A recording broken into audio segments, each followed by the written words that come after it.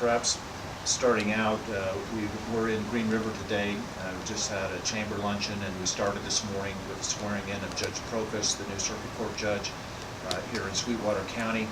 I met representatives from rural state this morning, and they are traveling with me. I have with me Governor Kimberly Holliday from Cody, Secretary of State Rainey Evans from Wheatland, State Auditor Maggie Huss from Laramie, U.S. Senator Dakota Frederick from Guernsey, U.S. Representative Brooke White from Cheyenne. They have been with me and will be with me for the remainder of the day, and they answered some questions during the chamber lunch.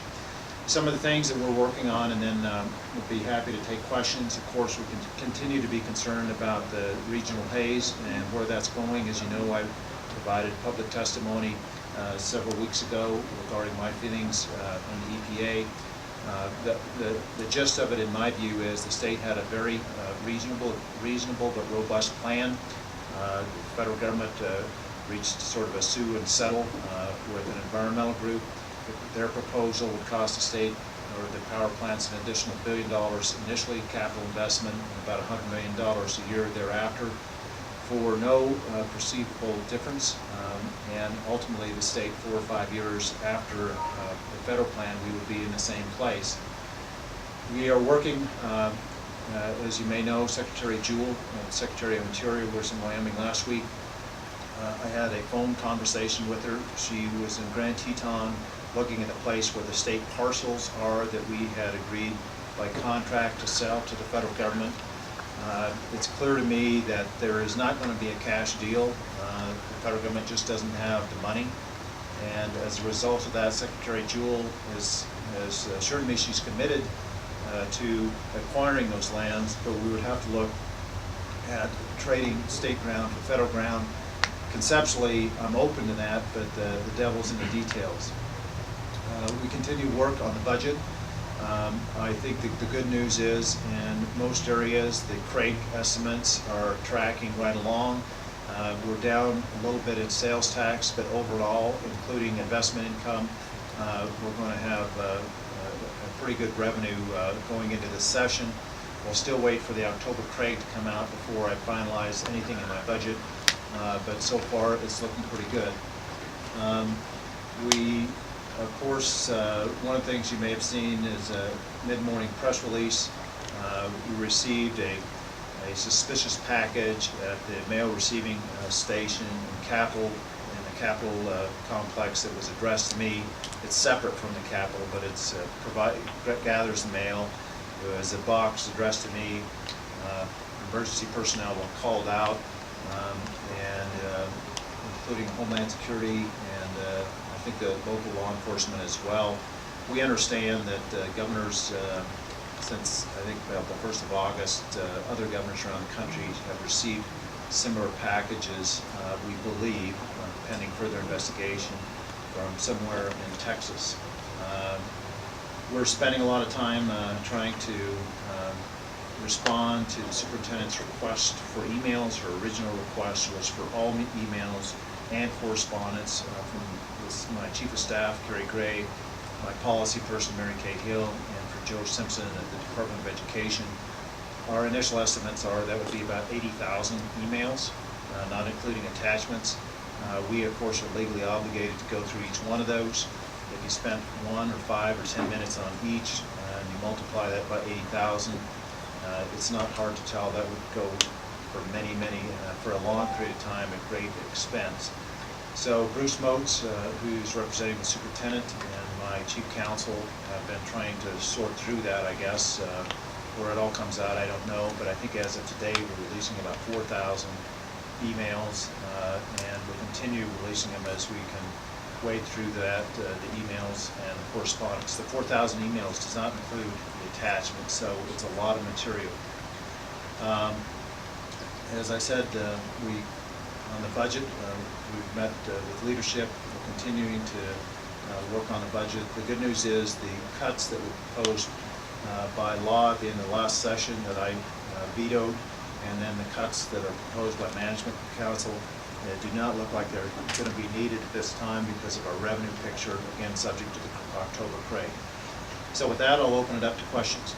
And we have here in Green River, we have press and public alike, along with the county commissioners and Representative Baker. And so I'll open it up for questions. Joanne? These emails, you made public as well, or just to the superintendent? Well, I think that the superintendent plans on making them public. We're responding pursuant to the public request, so I think any or all of them could be public. Save those. We're creating a log of those that we think are privileged. Those, for example, if it's a personnel matter, those will not be provided to the superintendent, and so they will not be made public either. But Joanne, working through like I said, if it's 80,000 emails, it's going to just take a lot of time. And what would be preferable is if it could at least be limited to subject, because all emails could be referring to fracking issue, wolves issues, grizzly issues, budget issues, highway issues. It is without regard to SF 104 or the Department of Education, and if it could be narrowed down, we could obviously respond much more quickly. Governor Tom Newman. Hey, Tom. As you were mentioning, the Secretary of Interior was up here talking about the BLM and still looking for the properties that would be appropriate. But she also mentioned it might take longer for that to take place. Do you have any trouble with that? Well, the answer to the question is yes, I have trouble with that, but not to the point, Tom, that I would say, what we're done, we're going to put it on the auction block as of whatever it is, January 1st. I want to sit down with the Secretary and see what her proposal is in terms of the trade for public land.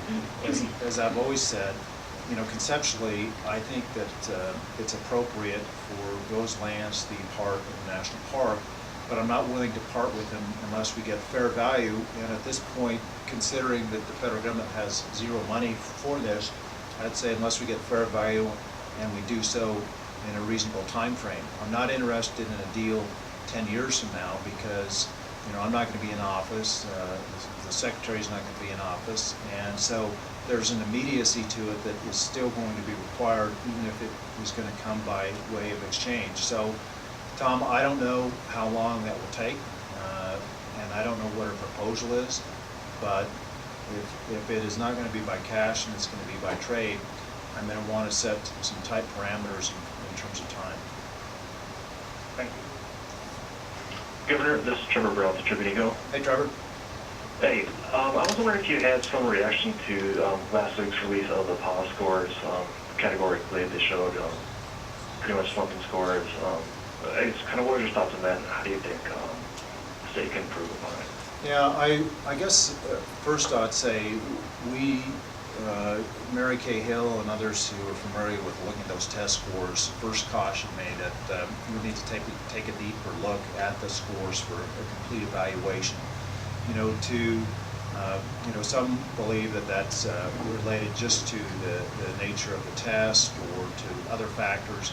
I'm not convinced of that from what I have seen, but all in all, anytime you have falling test scores, even if it is because the nature of the test has changed from the way it was to pure multiple choice, it's cause for concern. And so we'll evaluate what we think the causes of that are, but it's certainly not the direction that we want to be going. And I think it leads to all the more reasons for accountability, for us to look at the waivers that I asked the department for so that we can have more state control and less federal control, and to make sure that the testing is otherwise done in terms of systems appropriately.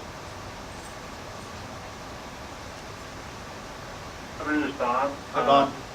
Curious about the superintendent's request to get funding for an attorney, counsel to represent her. On face value, that sounds like a good idea. What's your thought on that? Well, I think it's, to me, it's first a legal question, and Attorney General Phillips looked at it as a legal matter, and his analysis, a summary of his analysis, I should say, was that counsel is provided by the Attorney General's office, in a court case, and that this is not a court case.